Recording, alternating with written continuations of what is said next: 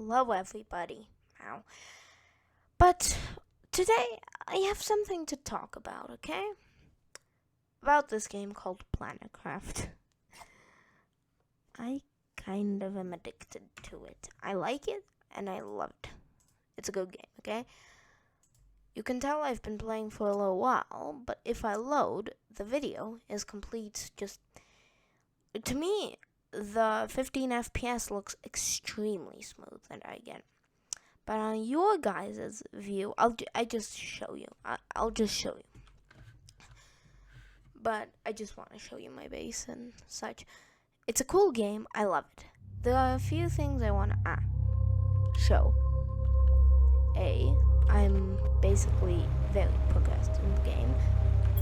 Pretty late game stuff. Started deconstructing an old base that I built over here. And yeah. To me, this looks like a crispy 40 FPS. To you guys, probably looks like garbage. But that's not what I'm here to do. Okay, just save, exit to main menu. Okay, but what I wanted to talk about were a few ideas, okay, that I had. A few of them were like balanced, but a few of them were like, okay, kind of overpowered. But I feel like you kind of deserve it. So, idea number 1.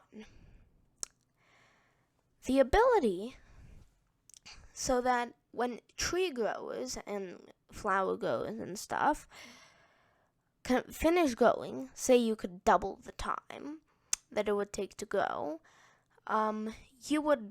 they would permanently stay. And if you wanted to remove them, there would be a special device like the plant remover or something. I don't know.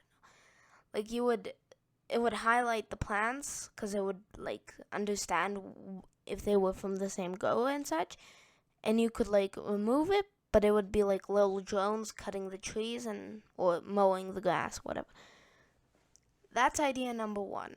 Plant growers and tree growers are permanent, and also new device.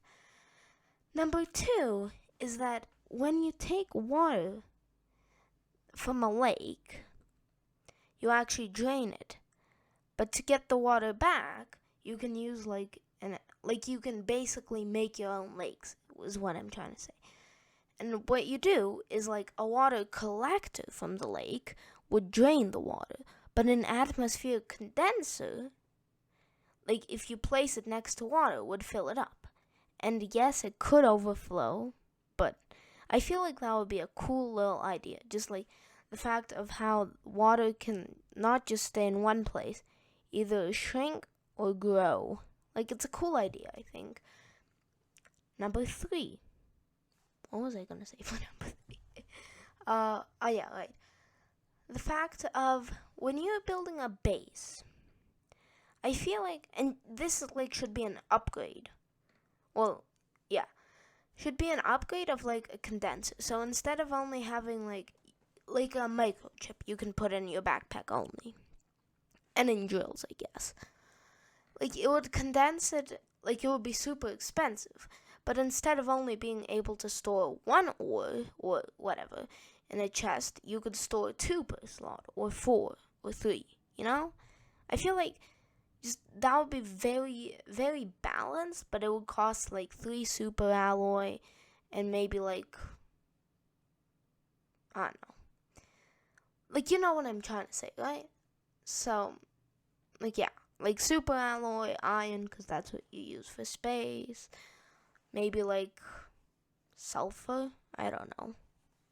Like, something that's pretty hard to get, but not like, so overpowered, like, whoa, excuse me, but I'm not getting that. Kind of expensive.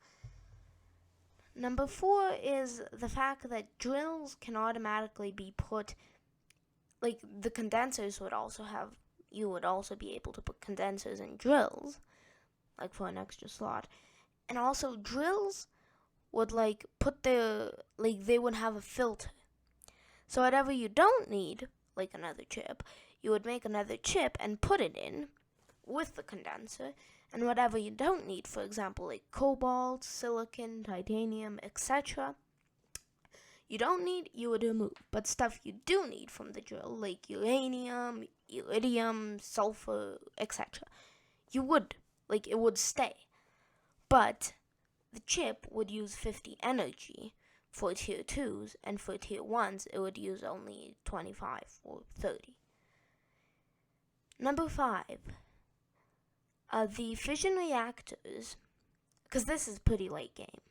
But to craft a fission reactor, you need 4 super alloy and 5 pulsar quartz. What I was thinking is you would be able to actually make it so that either they don't produce energy, but produce like very slowly, like 1 pulsar quartz for half an hour of gameplay or something like that. Like it would count how much you've played the world, not genuinely the game. And like you could either turn it on to make power, but if it was making pulsar quartz, it would use like 100 energy. So per fission reactor that's creating energy, you could like make 18 pulsar quartz, which is 9. No, wait, what? 18 pulsar quartz. No, like what I'm trying to say is like you could either make it like so it can be renewable, because to make pulsar quartz, you need zeolite. And zeolite, there's only a limited amount, and I've basically gathered all I could find, and there's a double chest. Like a storage locker. Like, because I think of it as a double chest, because the normal storage chest is like a single chest, and that would be like a double. Whatever. Number 6. Balance. So, like, instead of, because often, at least on my PC, like, whenever there's a meteorite storm, I go from like 15 FPS to like 3, just because of the ridiculous amount of shaking. Also, it's impossible to build. So I feel like A, less shaking, and B, make a zeolite rain. Make it rain zeolite with asteroids.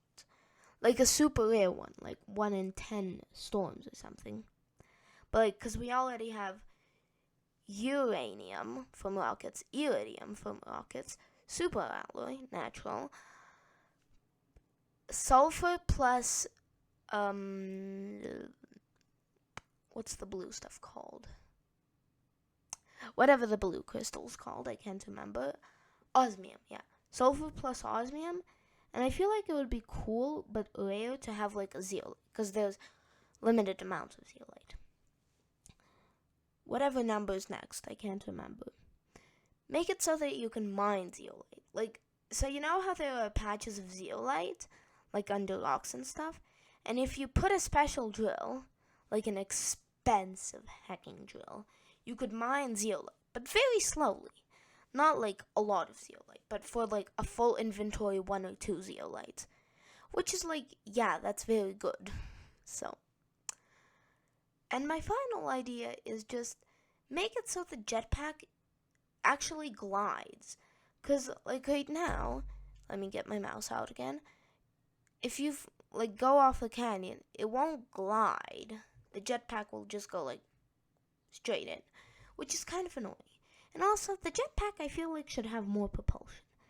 For like a jetpack tier 3, it's only like 20-30% better than a tier 1.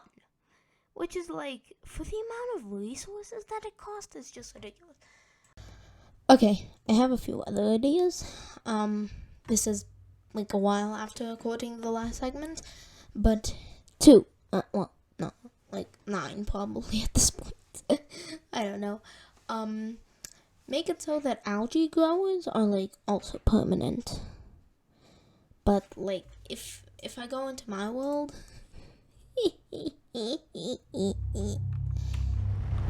also, why does your health and water always regenerate after you log out? Wait a minute. That's a bit sus. 'Cause I was at basically no oxygen.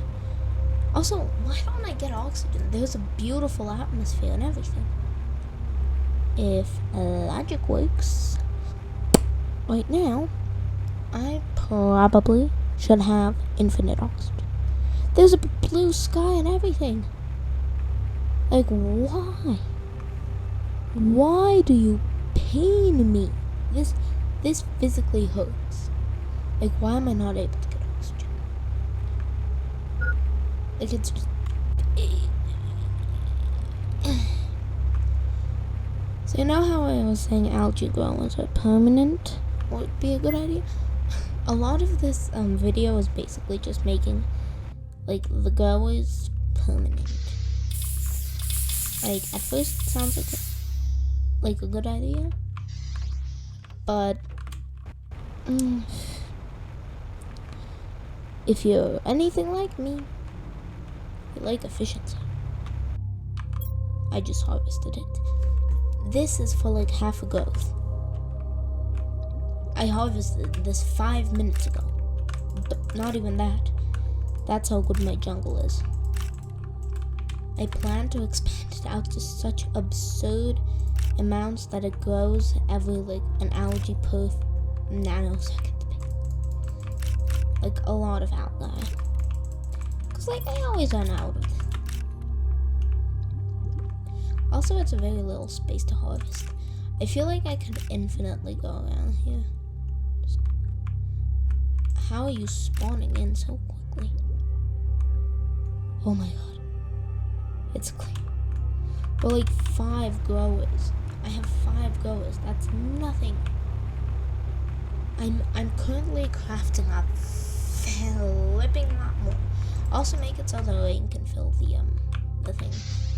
The oceans. Look how much I got from like seconds. Maximum of like 1 minute. Like not that long. And I already got this much algae? I just realized it's just algae in a tube.